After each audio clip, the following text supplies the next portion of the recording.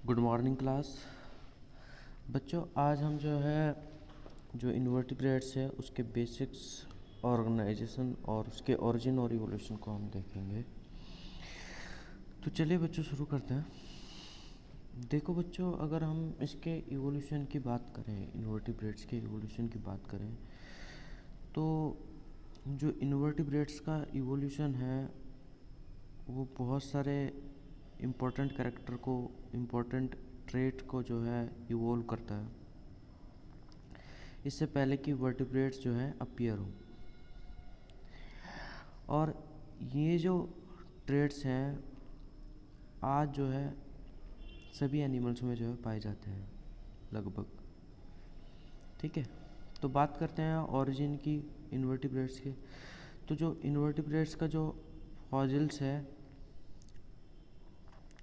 वो लगभग कितने साल पुराना है? 575 से 543 million years ago, 575 to 543 million years पहले जो है मिला था। इसका फॉसिल्स की बात अगर हम करें, और वो कुछ इस तरह के थे।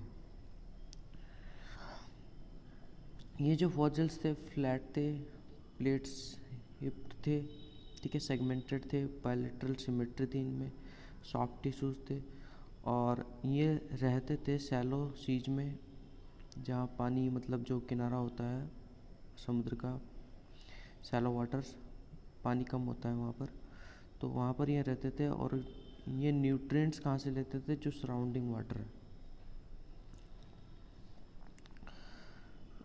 तो जो बिगिनिंग थी इन्वर्टिब्रेट्स की डाइवर्सिटी की, वो कब शुरू हुई? By the Cambrian period 544 million years ago some animals had evolved cells, skeletons and other hard body parts। तो कैम्ब्रियन पीरियड में जो है 544 मिलियन ईयर्स साल पहले जो कुछ एनिमल्स थे उन्होंने क्या इवोल्व किए? सेल्स को इवोल्व किया, कवच को, ठीक है, स्केलेटन्स, कंकाल और अन्य जो हार्ड जो बॉडी पार्ट्स थे उनको इवोल्व करना शुरू किया। इन्वर्टिब्रेट की फाइलोजेनी की अगर हम बात करें तो features evolved during the Cambrian period जैसे कि कुछ इस प्रकार हैं। तो ऐसे जो लक्षण जो कि इवोल्व हुए थे कैम्ब्रियन पीरियड में वो कुछ इस प्रकार है, जैसे टिश्यूज और ऑर्गन्स, पैटर्न्स अर्ली डेवलपमेंट का, body symmetry, cephalization, segmentation, formation of 3 germ layers and a coelom. तो ये कुछ फीचर्स थे जो इवॉल्व हुए कैम्ब्रियन पीरियड में। क्या रिलेशनशिप है, इवोल्यूशनरी रिलेशनशिप है इन्वर्टिब्रेट की, उसको देखते हैं। देखिए, सिंगल सेल्ड एंसेस्टर्स था और उसी से जो है मल्टी सेलुलरिटी आई, ठीक है, सेल्स ने ग्रुप बनाया और जो है एनिमल्स बने। ठीक है, हमने इस बारे में जो है पीछे की क्लास में जो है, जो पिछली जो वीडियो लेक्चर्स हुए हैं उनमें जो है इस बारे में बात करी है कि जो प्रोटोजोआ है these are the single celled organisms and eukaryotic cells थी उनकी, ठीक है। और बाद में जब ग्रुप ऑफ सेल्स बना तो उससे क्या हुआ? मल्टी सेलुलरिटी की शुरुआत हुई। तो सिंगल सेल्ड एंसेस्टर्स थे और उससे जो है मल्टी सेलुलरिटी की शुरुआत हुई, और जब मल्टी सेलुलर बने तो उन्हीं को क्या कहा गया? एनिमल्स कहा गया। और उनको किस में रखा गया? किंगडम एनिमेलिया में रखा गया, ठीक है। तो इसी से एक लाइन निकलती है स्पंज की, स्पंज बने पहले, ठीक है, फिर मल्टी सेलुलरिटी तो आ गई थी लेकिन टिश्यूज़ नहीं बने थे, ठीक है। ग्रुप ऑफ सेल्स तो स्पंज में पाए जा रहे थे लेकिन जो सेल्स थी वो अलग अलग फंक्शन कर रही थी, ठीक है। और वैज्ञानिकों ने जो है स्पंज में ऐसा बताया कि इनमें जो है टिश्यूज़ का निर्माण नहीं हुआ है, ठीक है। नेक्स्ट जब टिश्यूज़ बने तो उसके बाद जो है रेडियल सिमेट्री आई और रेडियल सिमेट्री से विकास हुआ निडेरियंस का, जिनको आप सिलेंट्रेटा के नाम से भी जानते हो, ठीक है। फिर यहाँ पर जो है 3 जर्म लेयर्स बनी, ठीक है, एक्टोडर्म, मेसोडर्म और एंडोडर्म, ठीक है, और बायलेटरल सिमेट्री आई, ठीक है, और इसी के साथ ही प्रोटोस्टोम डेवलपमेंट था, ये जो था, जिससे जो है फ्लैटवर्म्स बने, और उसके बाद जो है बॉडी कैविटी आई, ठीक है, सबसे पहले जो है स्यूडोसीलोम आई, ठीक है, और जिससे जो है राउंड वर्म्स बने, और फिर जो है सिलोम का विकास हुआ है। धीरे धीरे हम इन्हीं सब कैरेक्टर को डिटेल में देखेंगे बच्चों, तो थोड़ा सा सब्र रखिए। तो स्यूडोसिलोम से जो है राउंड वर्म्स यानी एस्के हेलमिंथीस, जैसे कि मैंने पिछले वीडियो लेक्चर्स में जिक्र भी किया था आपको कि निमेटा हेलमिंथीस या एस्के हेलमिंथीस के नाम से हम जानते हैं, या निमेटोडा के नाम से हम उनको जानते हैं, जिनमें राउंड वर्म्स या एस्केरिस आते हैं, ठीक है। फिर इस सिलोम से जो है एक लाइन निकली, मोलस्क बनाए उसने, और एनालिड्स बनाए, और आर्थ्रोपोड्स बनाए। इसके बाद आर्थ्रोपोड्स बनने के बाद यहाँ से जो है ड्यूटेरोस्टोम डेवलपमेंट हुआ, यहाँ तक जो है प्रोटोस्टोम डेवलपमेंट था, और ड्यूटेरोस्टोम डेवलपमेंट के आते ही, ठीक है, इकाइनोडर्मेटा का विकास हुआ, इकाइनोडर्म्स बने, स्टारफिशेस, ठीक है, और कॉर्डेट्स का विकास हुआ, यानी हमारा विकास हुआ, ठीक है। तो हमारा जो डेवलपमेंट है वो कैसा डेवलपमेंट है, ड्यूटेरोस्टोम डेवलपमेंट है, ठीक है। तो क्या क्या मेजर ट्रेंड्स हैं इन्वर्टिब्रेट इवोल्यूशन के, वो देखते हैं, ठीक है। तो इवोल्यूशनरी ट्रेंड की तरफ चलते हैं, जैसे कि ग्रेटर साइज, कंपार्टमेंटलाइजेशन का होना, ठीक है, integration of specialised activities that keep the organisms alive, ठीक है। बात करते हैं लेवल ऑफ ऑर्गेनाइजेशन की, तो हम बात करते हैं शुरुआत से, ठीक है। देखो बच्चों, जब प्रोटोजोआ थे, ठीक है, प्रोटोजोआ का मतलब है, proto means first and zoa means animals, यानी कि फर्स्ट एनिमल्स, ठीक है। ये ऐसे ऑर्गेनिजम्स थे जो यूनिसेलुलर थे। ये मैंने आपको कई बार बताया है कि ये जो है कैसे थे, यूनिसेलुलर थे। अब जब यूनिसेलुलर थे और हम बात कर रहे हैं लेवल ऑफ ऑर्गेनाइजेशन की, आप सभी को पता है, देखो बच्चों, पढ़ते हैं इसको किस तरह से, जो लेवल ऑफ ऑर्गेनाइजेशन की अगर हम बात करें तो इसको हमें ऐसे देखना होगा,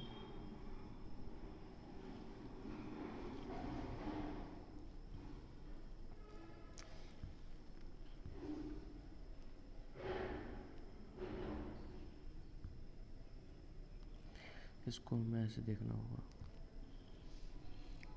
देखिए, आप सभी को पता है कि लेवल ऑफ ऑर्गेनाइजेशन की अगर हम बात करें तो सेल्स होती हैं बेसिक यूनिट या यूनिट ऑफ लाइफ, ठीक है। और इन सेल्स से जो है ग्रुप ऑफ सेल्स जब बनती हैं, ठीक है, ग्रुप सेल्स जो है इकट्ठा होकर के एक ग्रुप बनाती हैं, ठीक है, और जो स्ट्रक्चर और फंक्शन को, मतलब जिसमें जो है सेल्स की स्ट्रक्चर और जो फंक्शन है वो सेम होता है, तो वो एक कार्य को करती हैं, ठीक है, और उनकी संरचना भी जो ग्रुप ऑफ सेल्स होगा वो सेम होगी, ठीक है। तो वो क्या कहलाएगा, टिश्यू कहलाएगा, ठीक है, वो क्या कहलाएगा, टिश्यू कहलाएगा। हाँ जी बोलिए। आपने इनवर्टिब्रेट में यहाँ पर प्रैक्टिकल, तो हम बात कर रहे थे कि जो सेल्स हैं वो ग्रुप ऑफ सेल्स जब बनेंगी तो वो क्या बनाएंगी, टिश्यू कहलाएगा। वो क्या कहलाएगा, टिश्यू कहलाएगा। टिश्यू मतलब आपने हिंदी में अगर पढ़ा हो उत्तक, ठीक है, सेल्स को बोलते हैं कोशिका और उत्तकों को बोलते हैं टिश्यू। अब ये जब टिश्यू जो है, भिन्न भिन्न टिश्यू जो है, अलग अलग टिश्यू मिलकर के क्या बनाते हैं, ऑर्गन्स बनाते हैं। क्या बनाते हैं, ऑर्गन्स बनाते हैं, ठीक है, ऑर्गन्स बनाते हैं। और ऑर्गन्स, डिफरेंट डिफरेंट ऑर्गन्स मिलकर के क्या बनाते हैं, ऑर्गन सिस्टम बनाते हैं, ऑर्गन सिस्टम, ऑर्गन सिस्टम को बनाते हैं, ठीक है, ऑर्गन सिस्टम। ये बात आपको क्लियर हो गई, ठीक है। कहाँ तक आए हम? ऑर्गन सिस्टम तक आए हम, ठीक है। कहाँ तक आए हम? ऑर्गन सिस्टम तक। तो ऑर्गन सिस्टम कैसे बना?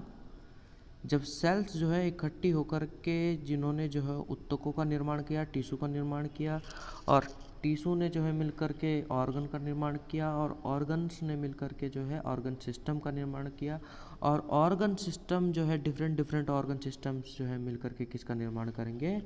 पूरी बॉडी का निर्माण करेंगे। सपोज करें हम अपना अगर एग्जांपल लेवल ऑफ ऑर्गेनाइजेशन की अगर हम अपनी बात करें, क्योंकि हम ह्यूमन हैं, ठीक है, और हमें अपने बारे में जानने की काफ़ी उत्सुकता रहती है, काफ़ी जिज्ञासा रहती है। तो अगर हम अपनी बात करें, अपने लेवल ऑफ ऑर्गेनाइजेशन की बच्चों बात करें, तो हम कैसे हैं? हमारा जो लेवल ऑफ ऑर्गेनाइजेशन है वो ऑर्गन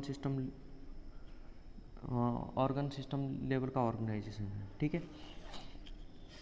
हमारे में क्या है कि सपोज करें सेल्स हैं, ठीक है, और वो सेल्स जो है क्या बना रही हैं?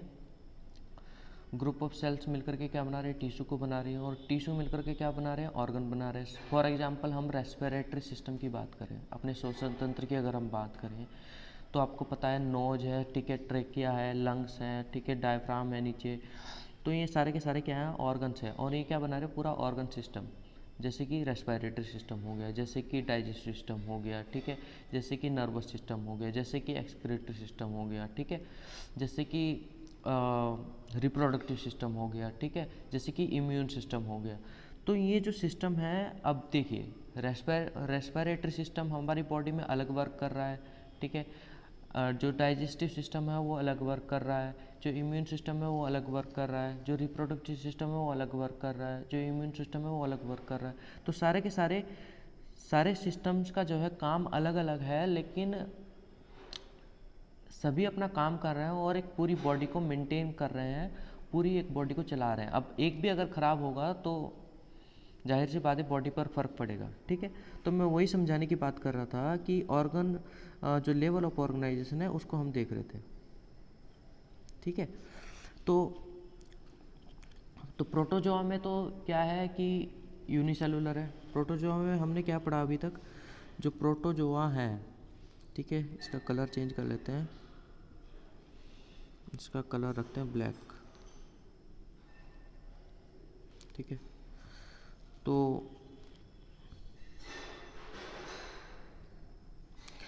देखिए प्रोटोजोआ की अगर हम बात करें, प्रोटोजोआ की अगर हम बात करें, तो प्रोटोजोआ कैसे एनिमल है? यूनिसेलुलर है, यूनिसेलुलर है, यूनिसेलुलर, ठीक है, यूनिसेलुलर है। तो ये तो अब अमीबा की अगर आप बात करो, ठीक है, अमीबा क्या है? सिंगल सेल है, ठीक है। अब सारा उसका खाना पीना, ठीक है, उसका एक्सक्रीशन, डाइजेशन, ठीक है, उसका श्वसन, ठीक है, उसका रेस्पिरेशन, ठीक है, वो सारा का सारा सिंगल सेल से होता है, और उसकी सिंगल सेल ही जो है रिप्रोडक्शन करती है, वही जो है जा कर के एक सेल से दो कोशिकाओं में जो है, दो सेल्स में जो है विभाजित हो जाती है, डिवाइड हो जाती है, और न्यू प्रोजेनी जो है प्रोड्यूस करती है, ठीक है, डॉटर सेल्स को प्रोड्यूस करती है, ठीक है। तो ये सिंगल सेल है, यानी कि जो प्रोटोजोआ है, ठीक है, यूनिसेलुलर है। नेक्स्ट बात करें स्पंज की, उनके बाद जो है मल्टी सेलुलरिटी की शुरुआत हुई और क्या बने? स्पंज बने। और स्पंज में ऐसा माना जाता है कि इनमें जो टिश्यूज़ हैं उनका निर्माण नहीं हुआ, ट्रू टिश्यूज़ नहीं कह सकते, ठीक है। तो इनमें किस तरह का जो ऑर्गेनाइजेशन है? सेलुलर लेवल का organisation, cellular grade of organisation है, ठीक है। तो ये कह रहा है कि लेवल ऑफ ऑर्गेनाइजेशन अगर हम स्पंज की बात करें तो नो ट्रू टिश्यूज, किसका कौन सा एग्जाम्पल है? स्पंज एग्जाम्पल है, ठीक है। Tissue have ectoderm and endoderm dearness like hydra. तो टिश्यू का निर्माण कहाँ पर हुआ? जो इससे अगला वाला फाइलम है जो सिलेंट्रेटा या जिसको निडेरिया बोलते हैं, उसमें जो है टिश्यूज का निर्माण हुआ। तो इसमें जो है किस तरह का ऑर्गेनाइजेशन हुआ? टिश्यू ग्रेड लेवल का ऑर्गेनाइजेशन हुआ। नेक्स्ट बात करें ऑर्गन की, तो have ectoderm, endoderm and mesoderm majority of animals. तो सिलेंट्रेटा के बाद जो फाइलम आए, ठीक है, जैसे कि प्लेटीहेल्मिंथेसिस, एस्केहेल्मिंथेसिस, ठीक है, और भी बहुत सारे हैं, ठीक है। तो आर्थ्रोपोडा, ठीक है, हम अपनी बात करें तो हमारे में सब में जो है ऑर्गन्स हैं, ठीक है। और ऑर्गन्स कब बनते हैं? जब जो है 3 जर्म लेयर्स होती है, एक्टोडर्म, एंडोडर्म और मेसोडर्म, ठीक है, देखेंगे इनको। तो अभी तो हम किसकी बात कर रहे थे? लेवल ऑफ ऑर्गेनाइजेशन की। स्पंज में जो है सेलुलर ग्रेड ऑफ लेवल का ऑर्गेनाइजेशन है, और जो नीडेरियंस है या जो सिलेंट्रेट्स हैं उनमें किस तरह का tissue grade level of organisation है, और जो प्लेटीहेल्मिंथेसिस है उनमें किस तरह का ऑर्गेनाइजेशन है? Organ level grade of organisation है, ठीक है। तो इसी को दोबारा देखते हैं, टिश्यूज की बात करते हैं, ठीक है। Animal body plans also vary according to the organisation of the animal tissues. तो एनिमल बॉडी का जो प्लान है वो एनिमल टिश्यूज के ऑर्गेनाइजेशन के अकॉर्डिंग भी जो है। तो बच्चों हम बात कर रहे थे कि जो एनिमल बॉडी का जो प्लान है, ठीक है, वो एनिमल टिश्यूज के ऑर्गेनाइजेशन के अकॉर्डिंग भी जो है वरी करता है, मतलब डिफरेंट हो सकता है, ठीक है। टिश्यूज क्या है? Are collections of specialised cells. ये आपको समझ में आ गया? टिश्यूज क्या है? आर ग्रुप या कलेक्शंस ऑफ स्पेशलाइज्ड सेल्स, ठीक है। During development the 3 germ layers give rise to the tissues and organs of the animal embryo. तो डेवलपमेंट के दौरान या विकास के दौरान जो 3 जर्म लेयर्स होती हैं, एक्टोडर्म, मेसोडर्म, एंडोडर्म, वो टिश्यूज का निर्माण करती हैं और ऑर्गन्स का निर्माण करती हैं किसी भी एनिमल एम्ब्रियो के, ठीक है। क्या है ये जर्म लेयर्स? ठीक है, तो बच्चों अगर मैं सिंपल सा कहना चाहूँ ना आपको, तो सिंपल सा मतलब ये है कि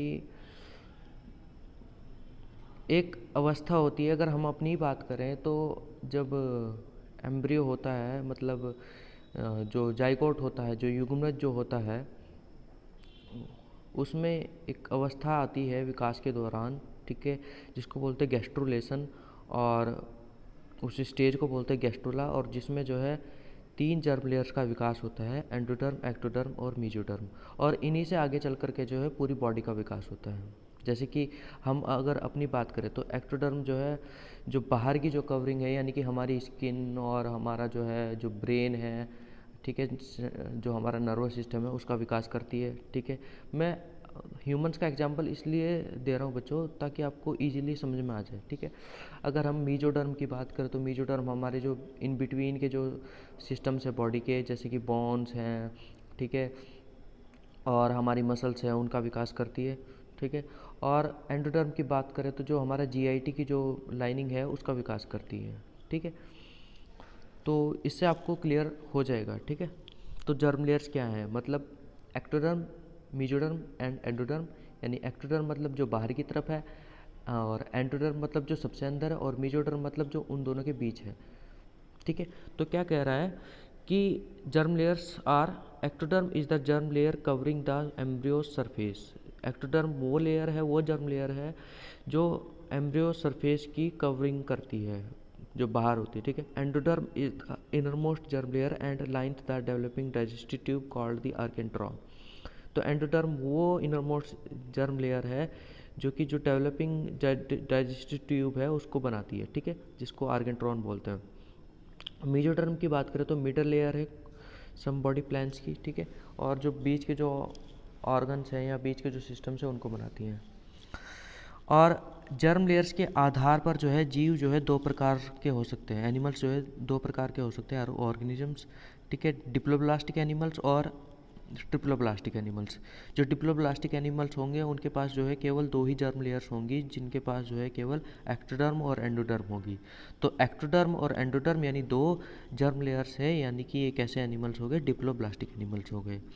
बात करें ट्रिप्लोब्लास्टिक एनिमल्स की, तो ये ऐसे एनिमल्स होगी जिनके पास जो है 3 जर्म लेयर्स होंगी, और इनके पास कौन कौन सी जर्म लेयर्स होंगी? एक्टोडर्म, एंडोडर्म तो होगी, साथ में जो है इन दोनों के बीच में जो है कौन सी होगी? मेसोडर्म लेयर होगी। ये आप डायग्राम में इजीली देख सकते हैं कि ये एंडोडर्म दिख रही है आपको, ठीक है बच्चा, एंडोडर्म दिख रही है आपको, ठीक है, ये एंडोडर्म है, ये एंडोडर्म है, और ये एंडोडर्म है, ये एंडोडर्म है, और ये बीच में जो है मेसोडर्म है, और ये जो है बाहर की तरफ एक्टोडर्म है। ठीक है, तो जो एनिमल एंसेस्टर हैं, ठीक है, अब उन्हें हम जो है मतलब जो जीव हैं जिनसे जो है इनका विकास हुआ, सभी का, स्पंज का, नीडीरियंस का, फ्लैटवर्म्स का, मोलस्क का, एनिलिड्स का, राउंडवर्म्स का, आर्थ्रोपोड्स का, इकाइनोडर्म्स का, कॉर्डेट्स का, इन सभी को जो है हम सिमेट्री के आधार पर भी बांट सकते हैं। ठीक है, किस तरह की सिमेट्री उसमें पाई जाती है, कोई जीव असिमेट्रिकल है या फिर उसमें जो है सिमेट्री पाई जाती है तो वो किस तरह की है, रेडियल सिमेट्री है या बायलैटरल सिमेट्री है, किस तरह की सिमेट्री है, तो उसके आधार पर भी हम जो है इनको डिवाइड कर सकते हैं। तो स्पंज में जो है, स्पंज बेसिकली कैसे होते हैं, असिमेट्रिकल होते हैं। अगर हम नीडेरियंस यानी सिलेंट्रेट्स की बात करें तो बच्चों, तो वो कैसे होते हैं, उनमें किस तरह की सिमेट्री पाई जाती है, रेडियल सिमेट्री पाई जाती है। बात करें फ्लैटवर्म्स की, मोलस्क की, एनालिड्स की, ठीक है, राउंडवर्म की, आर्थ्रोपोड्स की, इकाइनोडर्म्स की और कॉर्डेट्स की, तो इनमें जो है बेसिकली जो है किस तरह की सिमेट्री पाई जाती है, बायलैटरल सिमेट्री पाई जाती है। ठीक है, समझते हैं कि सिमेट्री आखिरकार है क्या। रेडियल सिमेट्री की तो बात करें तो किसी भी ऑर्गेनिज्म को आप किसी भी प्लेन से काटोगे, चाहे ऐसे काटो चाहे ऐसे काटो, ठीक है, कैसे भी काटो, वो इक्वल हाल्फ्स में जो है डिवाइड हो जाएगा। बात करें बायलैटरल सिमेट्री की तो आपको जो है किसी ऑर्गेनिज्म, यानी अगर हम अपनी बात करें तो हमारे में किस तरह की सिमेट्री है, बायलैटरल सिमेट्री है। ठीक है, हमें जो है एक बीच के प्लेन से काटोगे तो हम जो है दो इक्वल हाल्फ में जो है डिवाइड हो जाएंगे, सामने से अगर काटोगे। ठीक है, ये देखिए जैसे कि इसमें दिखा रखा है, यहाँ पर आपको इजीली समझ में आएगा। Radial symmetry, planes of symmetry, तो ये किसी भी प्लेन से काटोगे तो ये ऑर्गेनिज्म जो है इक्वल हाल्फ में डिवाइड हो जाएगा। और अगर हम इसकी बात करें, ये जो है जो ऑर्गेनिजम्स है, इसको आप एक ही प्लेन से काट सकते हो और ये दो इक्वल हाल्फ में जो है डिवाइड हो जाएगा।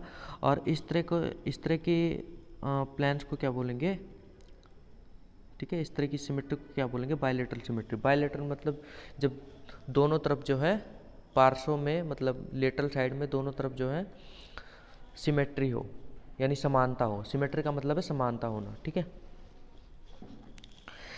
तो बायलैटरल सिमेट्रिकल एनिमल्स है। अब बायलैटरली जो सिमेट्रिकल है एनिमल्स हैं, उनके पास है क्या, ठीक है, कैसे हैं वो, एक डॉर्सल टॉप साइड होगी और एक वेंट्रल बॉटम साइड होगी। जैसे कि हम अपनी बात करें, हमारी जो बैक है, हम अगर अपनी बात करें, हमारी जो बैक है, हमारी जो पीठ है, वो क्या है, डॉर्सल साइड है हमारी। ठीक है, और हमारी जो आगे की छाती की बात करें, ठीक है, चेस्ट की बात करें, तो वो क्या है, वेंट्रल साइड है। ठीक है, एक राइट और लेफ्ट साइड है हमारे पास, ठीक है, दोनों हमारे हैंड्स, ठीक है, और एंटीरियर हेड है हमारे पास और पोस्टीरियर हमारे पास टेल है, मतलब हमारे पास लिम्स है। ठीक है, बेसिकली तो ये मैंने आपको अपने एग्जांपल से, जीवों के एग्जांपल जीवों में बता दिया है कि जो है उनकी डॉर्सल साइड कौन सी होगी, उनकी वेंट्रल साइड कौन सी होगी, उनकी राइट और लेफ्ट साइड कौन सी होगी, उनका एंटीरियर और पोस्टीरियर पोर्शन कौन सा होगा। ठीक है, मतलब अगर हम अपनी बात करें, हम मतलब अगर चार पैर पे जो है चले, ठीक है, ऐसा आप सपोज करें। ठीक है, बात करते हैं सिफेलाइजेशन की। सिफेलाइजेशन क्या है, concentration of sense organs and nerve cells in the front of the body. ठीक है, बेसिकली ब्रेन के विकास जो होता है, ठीक है, सेंस ऑर्गन्स का जो विकास होता है उसे सिफेलाइजेशन बोलते हैं। ठीक है, अब बात करते हैं टाइप्स ऑफ बॉडी कैविटी। तो बॉडी में कैविटी का पाए जाना, ठीक है, बॉडी कैविटी का होना, इसे ही क्या बोलते हैं, सीलोम बोलते हैं। बॉडी कैविटी को बायोलॉजी की भाषा में सिंपल से कहूँ तो क्या बोलते हैं, सीलोम बोलते हैं, और सिंपल भाषा में क्या बोलते हैं, बॉडी कैविटी बोलते हैं। तो बॉडी कैविटी के आधार पर भी जो है जीव जो है तीन तरह के हो सकते हैं। असिलोमेट, जिनमें पाई ही नहीं जाती, सीटोसिलोमेट, जिनमें जो है फाल्स सिलोम होती है, मतलब उसको ट्रू सिलोम नहीं बोलेंगे, जानेंगे क्यों नहीं बोलेंगे। ठीक है, और सिलोम जो कि ट्रू सिलोम है, जिनमें जो है बॉडी कैविटी ट्रू होती है। तो असिलोमेट, ये तो क्लियर ही हो गया कि इसमें जो है तीन जर्म लेयर्स तो होंगी, लेकिन वो असिलोमेट होगा, यानी कि उनमें जो है किसी तरह की जो बॉडी कैविटी यानी स्पेस जो है नहीं पाया जाएगा। ठीक है, बात करते हैं सीटोसिलोम की। तो सीटोसिलोम में जो है गैप तो होगा, लेकिन वो एक तरफ से मेसोडर्म से घिरा हुआ होगा, दूसरी तरफ से मतलब अंदर की तरफ से मेसोडर्म से घिरा नहीं होगा। किससे घिरा होगा? एंडोडर्म से घिरा होगा। बात करें जो सिलोमेट एनिमल्स हैं, ट्रू सिलोमेट एनिमल्स हैं, उनमें जो बॉडी कैविटी होगी, जो सिलोम होगी, वो दोनों तरफ से, अंदर से भी और बाहर से भी, उन उसके दोनों तरफ, उस स्पेस के मतलब दोनों तरफ, उस बॉडी कैविटी के दोनों तरफ जो है मेसोडर्म होनी चाहिए, तो वो क्या कहलाएगी? ट्रू बॉडी कैविटी कहलाएगी। ठीक है, क्या बोला मैंने कि मेसोडर्म की स्प्लिटिंग होती है और उसमें मेसोडर्म के अंदर जो है उसके बीच में एक स्पेस आ जाता है, और वो स्पेस इस तरह से आता है कि उसके अंदर भी और बाहर भी मेसोडर्म की लेयर होती है। अगर ऐसा होता है तो इस तरह की जो कैविटी है, ट्रू बॉडी कैविटी, उसको क्या बोलेंगे? सिलोम बोलेंगे। समझते हैं इसको, सारे जो भी कैरेक्टर्स हैं उनको अच्छे तरीके से देखेंगे। तो बॉडी कैविटीज की बात करें तो ज़्यादातर जो ट्रिप्लोब्लास्टिक एनिमल्स हैं पजेज बॉडी कैविटी, तो ज़्यादातर जो ट्रिप्लोब्लास्टिक एनिमल्स हैं वो बॉडी कैविटी को रखते हैं। ठीक है, a true body cavity is called a coelom, तो एक ट्रू बॉडी कैविटी को क्या बोला जाता है? सिलोम बोला जाता है। And is derived from mesoderm. बच्चों कंफ्यूज मत होइएगा कि सिलोम आखिरकार है क्या। कुछ नहीं है, सिर्फ एक बॉडी कैविटी है, और इसी को इन्होंने कंफ्यूज करने के लिए बायोलॉजी की भाषा में इसका क्या नाम रख दिया? सिलोम रख दिया। ठीक है, coelomates are animals that possess a true coelom. अब सिलोमेट्स ऐसे एनिमल्स हो गए जिनके पास जो है ट्रू सिलोम है। अब सीडोसिलोम क्या है? सीडोसिलोम एक बॉडी कैविटी है जो कि डेराइव्ड होती है मेसोडर्म से और एंडोडर्म से। ठीक है, नेक्स्ट बात करें triploblastic animals that possess a pseudocoelom are called pseudocoelomates. तो ऐसे ट्रिप्लोप्लास्टिक एनिमल्स, ट्रिप्लोप्लास्टिक का मतलब आप समझते हो, यानी कि ट्रिप्लो मतलब तीन, तीन क्या मतलब? तीन जर्म लेयर्स। ठीक है, और तो जिनके पास सीडोसिलोम होगी उन जीवों को वो जीव क्या कहलाएंगे? सीडोसिलोमेट्स कहलाएंगे। Triploblastic animals that lack a body cavity are called acoelomates. और जिन जीवों में जो ट्रिपल प्लास्टिक एनिमल्स है जिनमें बॉडी कैविटी होती ही नहीं है, उनको क्या बोलते हैं? असिलोमेट। ठीक है, और एक बात का आप ध्यान रखना, ये जो स्पेस बनना चाहिए ये मेसोडर्म की स्प्लिटिंग होने से बनना चाहिए, मेसोडर्म के बीच में बनना चाहिए। मेसोडर्म की जो लेयर है, ग्रुप ऑफ सेल्स की जो लेयर है, उसके बीच में अगर स्पेस बनेगा उसे ही सिलोम बोलेंगे। ठीक है, तो यहाँ पर आपको समझना होगा कि यहाँ पर समझा रखा है, देखिए ये इसको बीच से काट करके इसका सेक्शन देख रहे हैं हम कि बाहर की तरफ जो है एक्टोडर्म है। ठीक है, और ये टिश्यू लेयर है lining coelom and suspending internal organs from mesoderm. तो मेसोडर्म आपको रेड कलर की दिखाई दे रही है, और वो अंदर भी है और बाहर भी है और बीच में एक स्पेस है। ठीक है, और इसमें जो है ऑर्गन्स जो है सस्पेंड है, लटके हुए हैं। ठीक है, और सबसे अंदर की तरफ जो पीले वाली है येलो कलर की, वो क्या है? डाइजेस्टिव ट्रैक्ट है, उसको बोलेंगे, मतलब वो किससे उसका विकास होगा? एंडोडर्म से उसका विकास होगा। तो आपको समझ में आ गया। सबसे बाहर एक्टोडर्म है जो कि आपको इस कलर की दिखाई दे रही है। ठीक है, और सबसे अंदर की तरफ येलो कलर की आपको एंडोडर्म दिखाई दे रही है, और बीच में आपको रेड कलर जो दिख रहा है उसमें एक स्पेस दिख रहा है दोनों तरफ। ठीक है, एक स्पेस दिख रहा है, और इसे क्या बोल रहे हैं? सिलोम बोल रहे हैं। ठीक है, तो ये कैसे एनिमल्स हुए जिनमें सिलोम है? सिलोमेट। ठीक है, इनको क्या बोलेंगे आप? सिलोमेट बोलेंगे।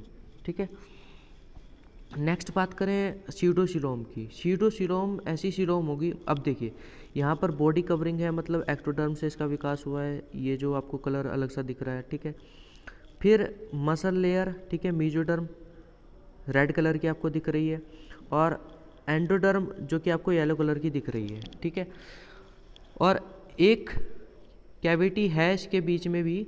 ठीक है, लेकिन वो किसके बीच में है? मेसोडर्म के बीच में और एंडोडर्म के बीच में।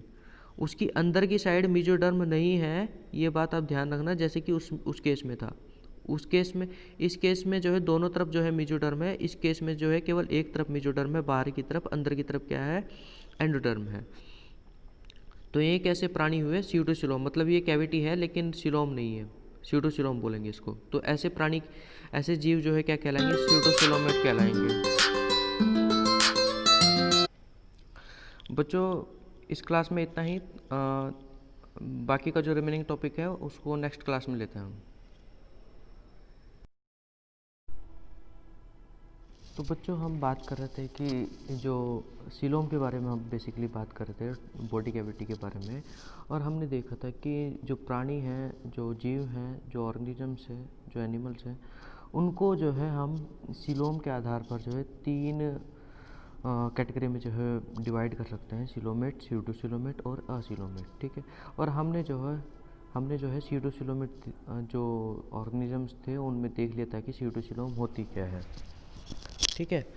और अब हम बात करते हैं कि असीलोमेट कैसे होते हैं। ठीक है। तो असीलोमेट की बच्चों अगर हम बात करें, ठीक है, असीलोमेट की अगर हम बात करें तो असीलोमेट कैसे होते हैं, तो देखिए इनमें जो है किसी तरह की कोई बॉडी कैविटी नहीं पाई जाती। देखिए बाहर जो है एक्टोडर्म है, और फिर जो है टिश्यू फील्ड रीजन मेसोडर्म है। ठीक है। और फिर जो है एंडोडर्म है। तो इनमें किसी तरह का कोई गैप नहीं पाया जाता मेसोडर्म के बीच बेसिकली। ठीक है। मेसोडर्म के बीच जो है बेसिकली कोई किसी तरह का जो है स्पेस नहीं पाया जाता, और इसलिए ये कैसे प्राणी हैं, इनमें किसी तरह की जो है सीलोम नहीं पाई जाती, इसलिए ये कैसे हैं acoelomate. Of is related to absent. ठीक है। और सीलोम जो है वर्ड है वो किसके लिए है, बॉडी कैविटी के लिए है। ये बात तो आपको समझ में आ गई। ठीक है। नेक्स्ट बात करते हैं प्रोटोस्टॉम और ड्यूटेरोस्टॉम डेवलपमेंट। ठीक है। प्रोटोस्टॉम डेवलपमेंट और ड्यूटेरोस्टॉम डेवलपमेंट। ठीक है। तो क्या है ये, मैंने अभी थोड़ी देर पहले आपको पिछली स्लाइड्स में बताया था थोड़ी देर पहले कि हम जो है हमारा जो डेवलपमेंट है वो ड्यूटेरोस्टॉम डेवलपमेंट है, हम ड्यूटेरोस्टॉमिक है। ठीक है। तो क्या मतलब है प्रोटोस्टॉम का और क्या मतलब है ड्यूटेरोस्टॉम का, वो देखते हैं। तो बेस्ड ऑन अर्ली डेवलपमेंट के आधार पर many animals can be categorize as having protostome development और ड्यूटेरोस्टॉम डेवलपमेंट। तो अर्ली डेवलपमेंट के आधार पर भी हम एनिमल्स को जो है कैटेगराइज कर सकते हैं प्रोटोस्टॉम डेवलपमेंट, स्टोमिया या ड्यूटेरोस्टॉम डेवलपमेंट में। ठीक है। और these 2 types of development differ in regard to, तो ये जो है कुछ इस तरह से जो है एक दूसरे से अलग है, प्रोटोस्टॉम डेवलपमेंट और ड्यूटेरोस्टॉम डेवलपमेंट। डिफरेंट क्लीवेज होगा, डिफरेंट सीलोम फॉर्मेशन होगी, और फेट जो है ब्लास्टोपोर का वो भी अलग होगा। ठीक है। तो ये जो 3 कैरेक्टर हैं, डिफरेंट क्लीवेज का होना, ये प्रोटोस्टॉम में अलग होगा, ड्यूटेरोस्टॉम डेवलपमेंट में अलग होगा। डिफरेंट सीलोम फॉर्मेशन होना, प्रोटोस्टॉम में अलग तरह से सीलोम फॉर्म होगी और ड्यूटेरोस्टॉम में अलग तरह से सीलोम फॉर्म होगी। फिर बात करें ब्लास्टोपोर का जो भविष्य होगा। ठीक है। ब्लास्टोपोर से जो है क्या बनेगा, फेट मतलब उसका जो भविष्य होगा वो भी डिफरेंट होगा। प्रोटोस्टॉम डेवलपमेंट में अलग इसका भविष्य होगा, जबकि ड्यूटेरोस्टॉम डेवलपमेंट में जो है इसका अलग भविष्य होगा। तो चलिए देखते हैं। ठीक है। सबसे पहले बात करते हैं क्लीवेज की। तो प्रोटोस्टॉम डेवलपमेंट की अगर हम बात करें तो क्लीवेज इसमें कैसा होता है, स्पाइरल और डिटर्मिनेट। इसमें पहले से ही निर्धारित होता है कि आगे चल कर के ये जो लेयर है या ये जो ग्रुप ऑफ सेल्स है ये आगे चल कर के किसका निर्माण करेगी। ठीक है। डिटर्मिनेट उसे बोलते हैं। ठीक है। नेक्स्ट बात करते हैं in deuterostome development, cleavage is radial and indeterminate. तो इसमें जो क्लीवेज होता है वो कैसा होता है, रेडियल होता है और इनडिटर्मिनेट होता है। मतलब इसमें पहले से ही निर्धारित नहीं होता कि आगे चल कर के ये जो सेक्शन है या ये जो सेल्स हैं ये आगे चल कर के इस ऑर्गन या इस टिश्यू का निर्माण करेंगी। तो ये डिफरेंस हो गया इसमें क्लीवेज का कि प्रोटोस्टॉम में स्पाइरल और किस तरह का क्लीवेज है, डिटर्मिनेट, जबकि जो है ड्यूटेरोस्टॉम में किस तरह का क्लीवेज है, रेडियल और इनडिटर्मिनेट। विद इनडिटर्मिनेट क्लीवेज, अगर हम इनडिटर्मिनेट क्लीवेज की बात करें, each cell in the early stages of cleavage retains the capacity to develop into a complete embryo. तो जो इनडिटर्मिनेट क्लीवेज है उसमें जो प्रत्येक सेल है अर्ली स्टेज की, क्लीवेज के अर्ली स्टेज की जो प्रत्येक सेल है वो एक कैपेसिटी रखती है कि वो एक कंप्लीट एम्ब्रियो को जो है विकसित कर सकती है, कंप्लीट एम्ब्रियो को जो है डेवलप कर सकती है। उसमें एक ऐसी क्षमता है, एक ऐसी कैपेसिटी है। ठीक है। किन में है, जो इनडिटर्मिनेट क्लीवेज वाले हैं। उसमें प्रत्येक सेल, लेकिन वो कब तक है, जो क्लीवेज की जो अर्ली स्टेजेस है तब है प्रत्येक सेल में एक ऐसी कैपेसिटी कि वो जो है डेवलप कर सकती है कंप्लीट एम्ब्रियो को।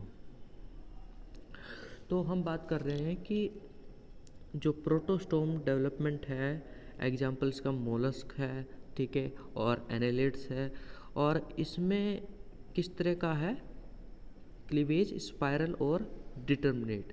तो देखिए नीचे की सेल्स जो हैं कुछ अलग तरह की हैं, उनका साइज बिगर है, और स्पाइरली मतलब जैसे घुमावदार सीढ़ी होती है ना, जैसे घुमावदार सीढ़ी होती है वो ऊपर को जाती है, ठीक है। तो इसी तरह जो है इसका जो क्लीवेज होगा वो कैसा होगा, स्पाइरल होगा, ठीक है।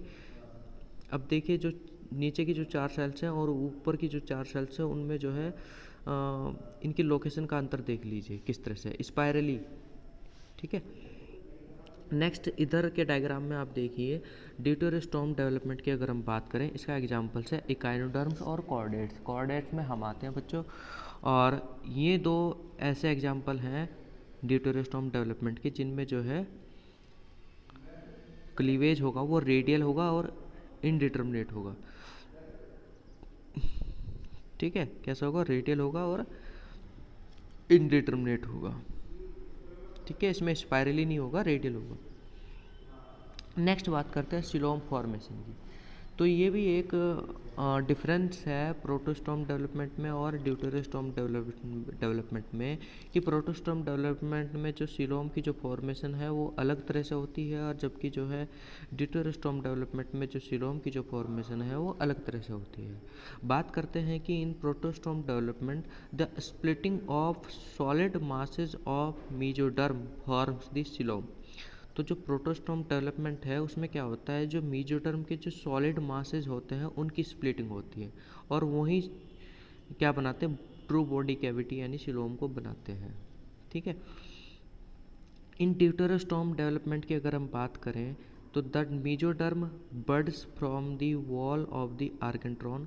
तो इसमें क्या होता है ड्यूटेरोस्टोम डेवलपमेंट में, जो मेसोडर्म है वो बर्ड्स ऑफ होती है कहाँ से, आर्केंट्रॉन की वॉल से जो है बर्ड्स ऑफ होती है, वहाँ से निकलती है कलिका के रूप में, ठीक है। उसकी जो दीवार है आर्केंट्रॉन की वहाँ से निकलती है मेसोडर्म, और तब जा कर के उसकी स्प्लिटिंग होती है और क्या बनाती है वो सिलोम बनाती है, ठीक है।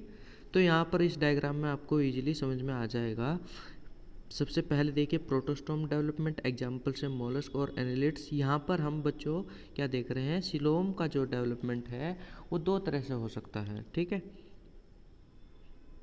वो दो तरह से हो सकता है, ठीक है। पहला क्या बताया कि पहले तो स्प्लिटिंग होगी सॉलिड मासेज ऑफ मेसोडर्म की। तो प्रोटोस्टोम डेवलपमेंट में देखिए जो सिलोम है वो किस तरह से बन रही है, ये देखिए यहाँ पर ये जो रेड कलर का दिख रहा है आपको, ये जो रेड कलर के मासेज दिख रही हैं सॉलिड मासेज, इनसे जो है इनके बीच में जो है स्पेस आएगा, ठीक है, और यही सिलोम का निर्माण करेगी, ठीक है। और ये है ब्लास्टोपोर, ये जो ओपनिंग आपको दिखाई दे रही है ये क्या है, ब्लास्टोपोर है। और यहाँ पर अगर हम बात करें, और ये जो अंदर की जो कैविटी है इसको क्या बोल रहे हैं, आर्केंट्रॉन बोल रहे हैं, ठीक है, ये आर्केंट्रॉन है, ठीक है। और ये जो मेसोडर्म है ये इसकी वॉल से, आर्केंट्रॉन की वॉल से जो है बर्ड्स ऑफ हो रही है, ये जो सिलोम है, ठीक है, ये जो रेड कलर की आपको दिख रही है मेसोडर्म है, ठीक है। ये समझ में आ गया आपको, इसमें अलग तरह से हो रही है और इसमें जो है अलग तरह से हो रही है।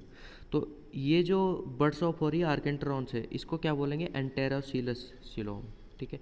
और ये जो प्रोटोस्टोम में हो रही है इसको बोलेंगे साइजोसिलोस। ध्यान से सुनिएगा बच्चों, इसको क्या बोलेंगे, एंटेरोसिलस, ठीक है।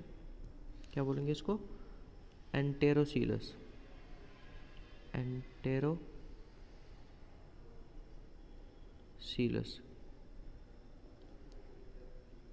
और उसको क्या बोलेंगे, साइजोसिलस, साइजोसिलस सिलोम, ठीक है। तो ये किस तरह की सिलोम है, एंटेरोसिलस सिलोम है। नाम से आपको पता चल जाएगा क्योंकि आर्केंट्रॉन की वॉल से जो है बर्ड ऑफ हो रही है, इसलिए जो इसका क्या नाम रख दिया, एंटेरोसीलस, ठीक है, एंटेरोसीलस सीलोम। और ये जो है सॉलिड मासेस जो मेसोडर्म के उससे स्प्लिट होकर के बन रही है, इसका क्या नाम है, साइजोसीलस, ठीक है, ठीक है। और यहाँ पर देखो कितना अच्छा समझा रखा है कि एक्टोडर्म का जो कलर है वो इस तरह से है, और मेसोडर्म का जो कलर है वो रेड कलर है, और एंडोडर्म का जो है येलो कलर है, ठीक है। नेक्स्ट बात करते हैं फेट ऑफ द ब्लास्टोपोर, यानी जो ब्लास्टोपोर है, ये जो आपको ओपनिंग दिख रही है, इसका आपको ध्यान रखना है। बेसिक डिफरेंस यही है, ये जो ब्लास्टोपोर आपको ओपनिंग जो दिख रही है, इसका भविष्य क्या होगा, ये आगे चल करके किसका निर्माण करेगा, उस पर भी जो है निर्भर करता है कि जीव और एनिमल का जो डेवलपमेंट है वो प्रोटोस्टॉम डेवलपमेंट होगा कि उसका जो डेवलपमेंट है वो ड्यूटेरोस्टॉम डेवलपमेंट होगा। तो चलिए शुरू करते हैं, चलिए जानते हैं कि क्या इसका भविष्य होगा, और ये भविष्य होगा तो ये क्या बनेगा, क्या कहलाएगा, और ये भविष्य होगा तो क्या कहलाएगा। तो fate of the blastopore, the blastopore forms during the gastrulation. सबसे पहले ब्लास्टोपोर कब बनता है, गैस्ट्रुलेशन। मैं आपको बता दूं, गैस्ट्रुलेशन एक ऐसा प्रोसेस है, एक ऐसी प्रक्रिया है जो किसको बनाती है, गैस्ट्रोला स्टेज को बनाती है। गैस्ट्रोला स्टेज की एक खास बात यह है कि इसमें जो है 3 जर्म लेयर्स का निर्माण हो जाता है, एक्टोडर्म, मेसोडर्म और एंडोडर्म। ऐसे प्राणी जिनमें जो है 3 जर्म लेयर्स का विकास होता है, एंडोडर्म, एक्टोडर्म और मेसोडर्म, या 3 जर्म लेयर से उनका विकास होता है, तो ऐसे प्राणी को क्या बोलते हैं, डिप्लोब्लास्टिक। और अगर किसी जीव में जो है एक्टोडर्म और एंडोडर्म केवल है, मेसोडर्म नहीं है, तो ऐसे प्राणी को क्या बोलेंगे, ऐसे जीवों को क्या बोलेंगे, डिप्लोब्लास्टिक, ठीक है। तो ये क्या कह रहा है कि ब्लास्टोपोर कब बनता है, गैस्ट्रुलेशन अवस्था में बनता है, गैस्ट्रुलेशन जो प्रक्रिया है, ठीक है। And connects the archenteron to the exterior of the gastrula, और ये क्या करता है, जो आर्केंट्रॉन है उसको बाहर की तरफ खोलता है, ठीक है। अगर आप प्रोटोस्टॉम डेवलपमेंट की बात करें तो ब्लास्टोपोर बिकम्स द माउथ।